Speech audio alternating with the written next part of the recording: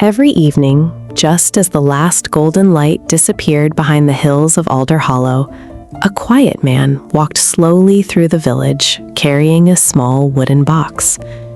No one had ever seen him place anything inside it. Yet every morning, the box looked heavier. Children whispered that it held magic. Adults laughed at the idea, but the oldest people in the village never laughed.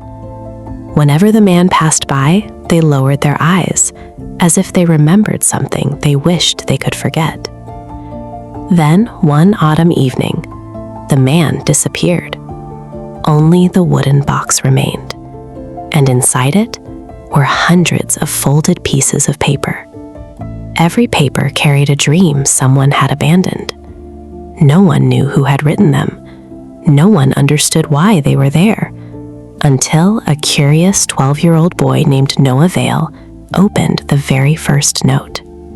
His face turned pale, because the dream written on that paper belonged to his own father, a dream his father had never spoken about. Long before that mysterious evening, the man with the wooden box had simply been known as Elias Rowan. He wasn't rich, he wasn't famous, he didn't own land or a successful business. He lived alone in a tiny stone cottage on the edge of the forest, where ivy climbed the walls and wildflowers bloomed without anyone planting them. Every morning, Elias woke before sunrise. He brewed a cup of herbal tea, opened every window of his little home, and watched the birds welcome another day. People often wondered why he smiled so easily. After all, he had very little. His clothes were old, his boots had been repaired so many times that they barely looked like the same pair. His roof leaked whenever heavy rain arrived. Yet somehow, he looked wealthier than anyone else in Alder Hollow, not because of what he owned, but because of the peace he carried. Some admired him, others thought he was strange. A few even believed he had simply given up on ambition. "If he's so wise," one merchant joked at the marketplace, "why is he still poor?" The crowd laughed. Elias only smiled.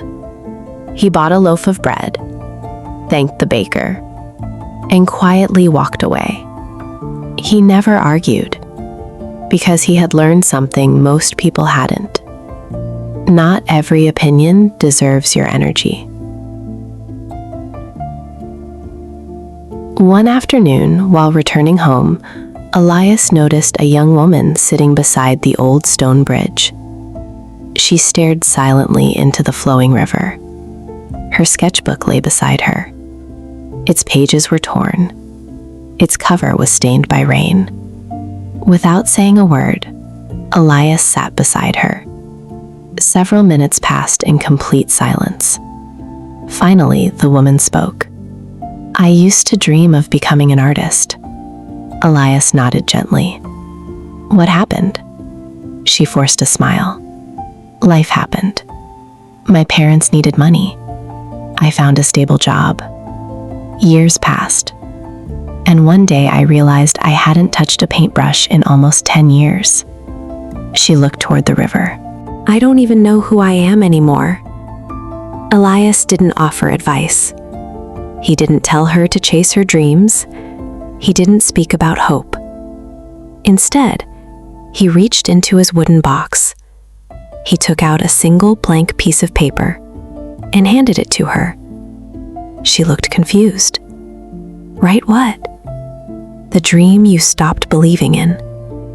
She hesitated, then slowly wrote, "To paint stories that make strangers feel less alone." Elias carefully folded the paper, placed it inside the wooden box, closed the lid, and smiled. "Thank you." The young woman frowned. "For what?" "For trusting the truth." She never understood what she meant, but for the first time in years, she walked home with tears in her eyes. Not tears of sadness, tears of remembering. That evening, as the sun disappeared beyond the hills, Elias added another forgotten dream to the growing collection inside the wooden box. He wasn't collecting failures.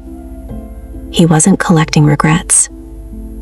He was collecting the parts of people they had quietly abandoned, hoping that one day they might have the courage to reclaim them. And without realizing it, The next morning, before the first rays of sunlight reached the rooftops of Alder Hollow, Noah Vale was already awake. He couldn't stop thinking about the folded paper. To build the finest wooden boat this village has ever seen. That was his father's forgotten dream. His father had never spoken about boats, never mentioned carving wood, never even looked at the river with excitement. All Noah had ever known was a tired blacksmith whose hands carried more scars than smiles. So how had Elias known? The question refused to leave his mind. That evening, as the church bell echoed across the valley, Noah quietly followed Elias from a distance. Elias walked at the same gentle pace as always, his old leather boots tapping softly against the stone road. The wooden box swung lightly in his hand. For nearly an hour, nothing unusual happened.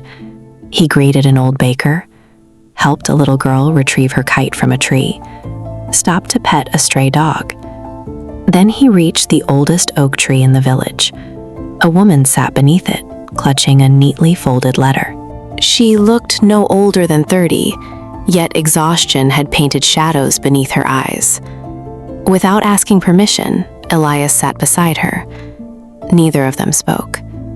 The silence felt strangely comforting. Finally, the woman whispered, "I burned every poem I ever wrote." Elias looked toward the fading sunset. "Why?" She laughed bitterly. "Because people said poetry doesn't pay bills." She stared at her trembling hands. "So I stopped writing. My notebooks disappeared. My dreams disappeared.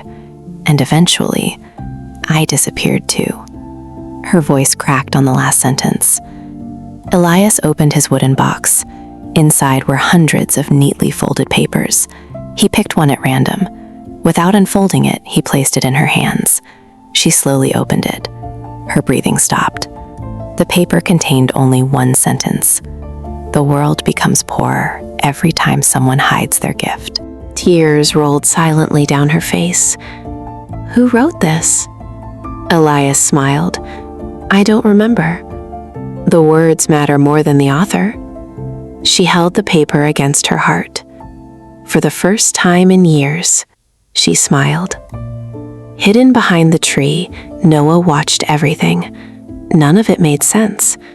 How could a stranger always know exactly what people needed to hear? That night, Noah made a decision. He would discover the truth.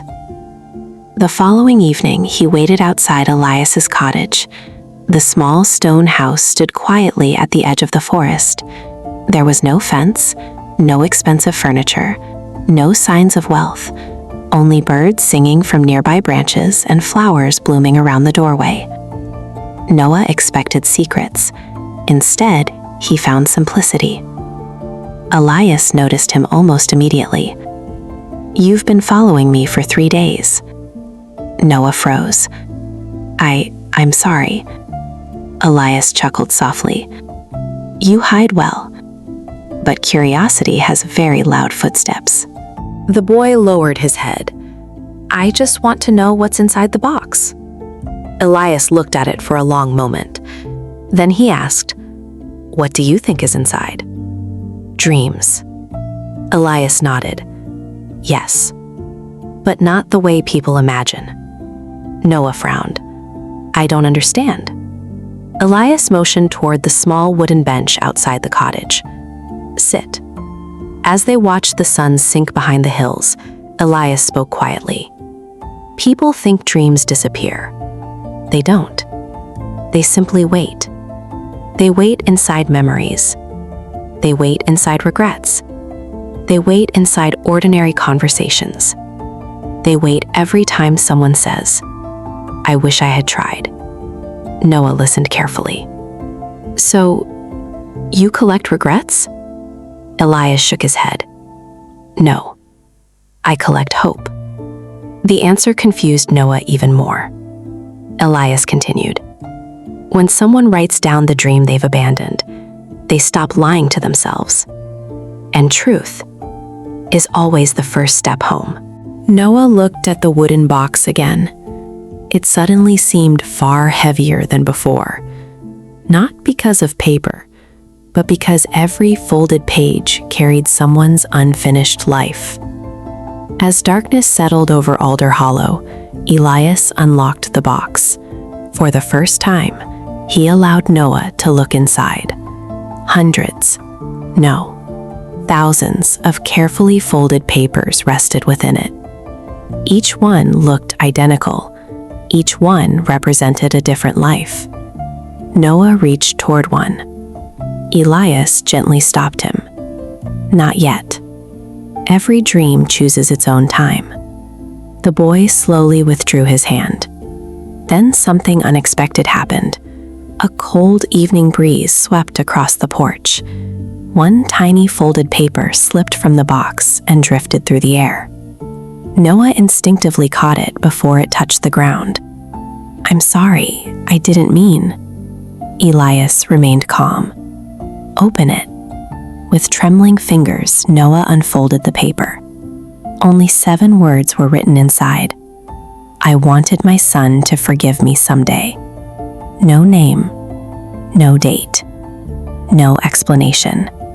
But at that exact moment, an elderly man walking alone on the distant road suddenly stopped. He looked toward Elias's cottage, his eyes filled with tears. Then, without saying a single word, he turned around and slowly walked back toward the village. Noah looked up, his heart pounding. Was that? Elias simply closed the wooden box. The hardest dreams to carry, he whispered, are never about success. They're about the people we love. Noah stared into the gathering darkness. For the first time in his life, he realized that every smiling face in Alder Hollow was carrying a story no one else could see. And somehow, Elias had spent years carrying them all. The following morning, Noah couldn't concentrate on anything. The folded papers, the forgotten dreams, the old man who had turned back in tears. None of it made sense. But one question echoed louder than all the others. If Elias collects everyone else's dreams, who collects his? That evening, Noah returned to the cottage. Elias was repairing a cracked wooden chair beneath an ancient maple tree. Without looking up, he smiled. You've come with another question. Noah nodded. I think this one has been waiting for you. Elias set down his tools. Ask. Noah took a slow breath. Did you ever give up on a dream? For the first time, Elias didn't answer. The birds seemed quieter. Even the wind paused between the trees. After a long silence, he whispered, Yes. Noah had never seen sadness on his face before. It was the only dream I never placed inside the box. That night, rain covered Alder Hollow. The streets emptied. Lanterns flickered behind rain-soaked windows. Inside the small cottage, Elias lit a single oil lamp. Golden light danced across shelves filled with old books, dried flowers, and carefully carved wooden birds. Noah noticed something unusual. On the highest shelf rested another wooden box, smaller, older. Its corners were worn smooth by time. Unlike the larger box, this one had no lock, only a faded blue ribbon wrapped around it. What is that? Noah asked softly. Elias looked toward it. His smile disappeared. That belongs to a younger version of me. He carefully brought the box down. Dust floated through the warm light. His hands trembled slightly as he untied the ribbon. Inside was only one folded piece of paper. Just one. Noah looked surprised. Only one? Elias nodded. One dream can weigh more than 1,000. He unfolded it very slowly. The ink had faded with age. He read it quietly. I want to become the greatest architect in the kingdom, so I can build homes where no child ever feels unwanted. Noah looked at him in disbelief. You wanted to build cities? Elias smiled sadly. I wanted to build belonging. When I was 19, Elias began, I believed success meant being remembered forever. I studied harder than anyone. I drew buildings every night until sunrise. I won scholarships. I received invitations from famous schools. Everyone said I would become someone important. He stared into the fire. So, what happened? Noah whispered. Elias closed his eyes. My younger sister became very ill. Our parents had already passed away. There was no one left. The schools couldn't wait. But she couldn't survive alone. So I stayed. I sold my drawings. I worked in fields. I carried stones. I repaired roofs. I watched every opportunity disappear. Years passed. His sister recovered. She eventually married and moved far away. She lived a happy life. But Elias never returned to architecture. My dream slowly became someone else's memory. He smiled gently. And I told myself I was fine. Noah lowered his head. Were you? Elias answered honestly. No. I was angry. Not at my sister. Not at life. I was angry because I believed my worth depended on a dream I could no longer reach. Rain tapped softly against the windows. I spent years asking the wrong question. What question? Why did life take my dream away? Elias looked directly at Noah. One day, an old traveler heard me complaining. He asked me something that changed everything. Noah leaned forward. What did he ask? Elias smiled. He said, "What if your dream wasn't taken from you? What if it simply changed its shape?" Noah frowned. I don't understand. I didn't either. Not for many years. Elias walked to the window. Outside, tiny raindrops shimmered beneath the lantern light. I wanted to build houses, but life quietly asked me to build people instead. I thought I had failed. I never noticed that every conversation, every act of kindness, every forgotten dream I helped someone remember was another brick. I wasn't building walls. I was rebuilding hope. Noah felt a lump in his throat. So, you don't regret staying with your sister? Elias smiled. I regret believing my life had ended. I do not regret choosing love. For several minutes, neither of them spoke. Then Noah noticed something else. The single folded paper was still outside the wooden box. You never put your dream inside. Elias nodded. Because I needed to remember one thing. What? Dreams are beautiful, but people will always matter more. Just then, a loud knock echoed through the cottage. 3 slow knocks, then silence. Elias opened the door. Standing in the rain was the village blacksmith, Noah's father. His clothes were soaked. His hand shook. "I think," he said quietly, "it's time I told my son the truth." Noah looked at his father in confusion. "The truth about what?" The blacksmith glanced at Elias, then at the wooden box, before whispering words Noah never expected to hear. "I wasn't the first person who gave up a dream. I was the second.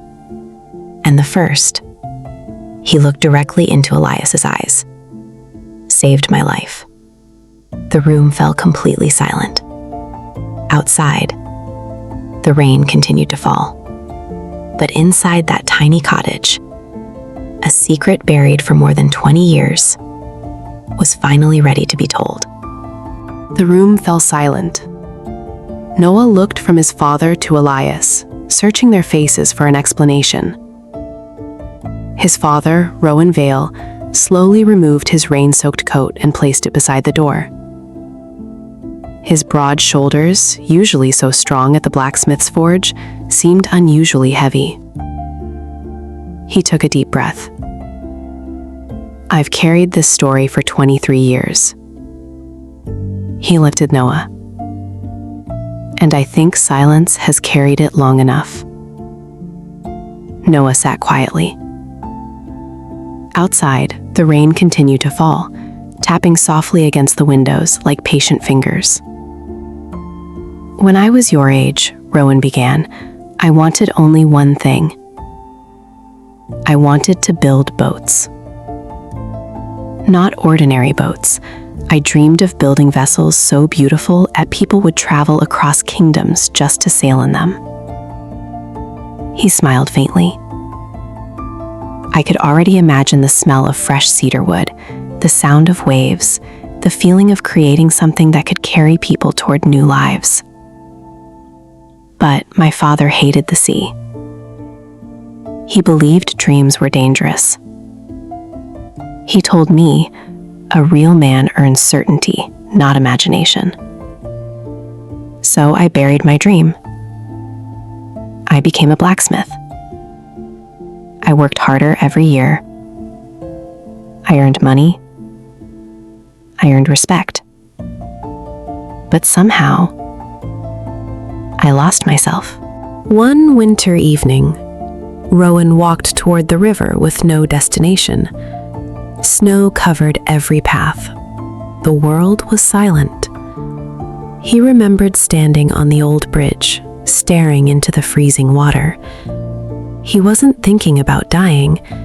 He simply couldn't imagine living the same empty life forever. That's when he heard footsteps. Elias, young, carrying the same wooden box. He didn't ask what was wrong. He didn't lecture me.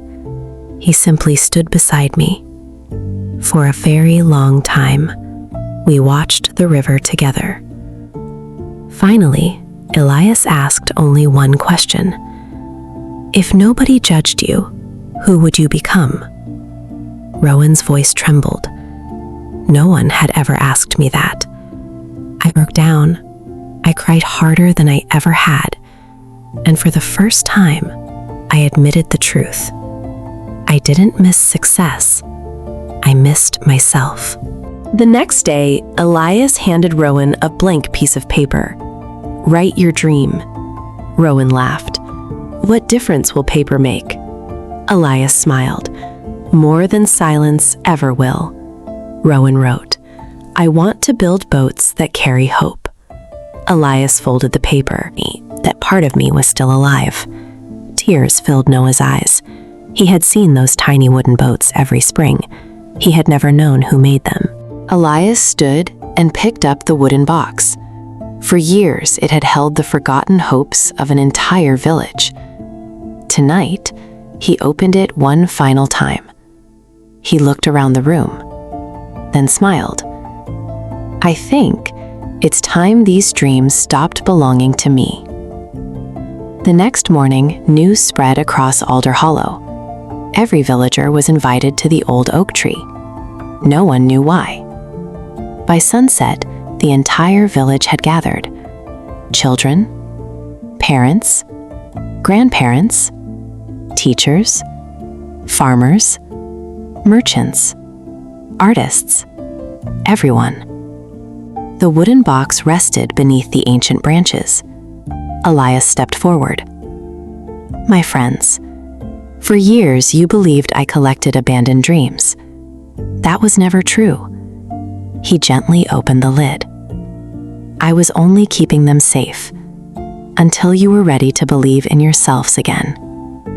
One by one, he called each person forward, not to embarrass them, not to expose them, but to return something they had lost. The woman who had stopped painting received her folded dream. The poet who burned her notebooks received hers. The old musician who had forgotten how to smile held his paper with trembling hands. The retired teacher, the baker, the tailor, the shepherd. Every forgotten dream found its owner. Some laughed, some cried, some hugged people they hadn't spoken to in years. The square echoed with something Alder Hollow hadn't heard in a long time: hope. Finally, only one folded paper remained. Elias held it carefully, his own. He looked at the crowd, then slowly smiled. I once believed I failed because I never became the architect I dreamed of becoming. He looked around the village.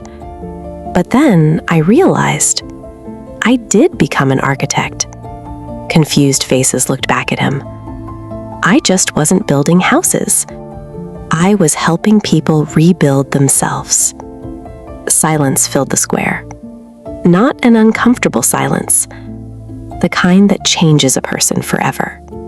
Years later, travelers often visited Alder Hollow. They expected to hear stories about a mysterious wooden box. Instead, they found a village where an artist painted every morning. A poet read her words beneath the oak tree every Sunday. Children carved tiny wooden boats with an old blacksmith who finally smiled while working. Neighbors encouraged one another instead of competing. People spoke honestly, they listened deeply, they celebrated quietly. The wooden box was never seen again. It wasn't needed anymore, because the dreams no longer lived inside a box. They lived inside the people who finally had the courage to pick them up again. 5 lessons to carry with you. Lesson 1. A dream delayed is not a dream destroyed. Lesson 2. The greatest poverty is forgetting who you truly are. Lesson 3. Success means very little if it costs you your peace or your kindness.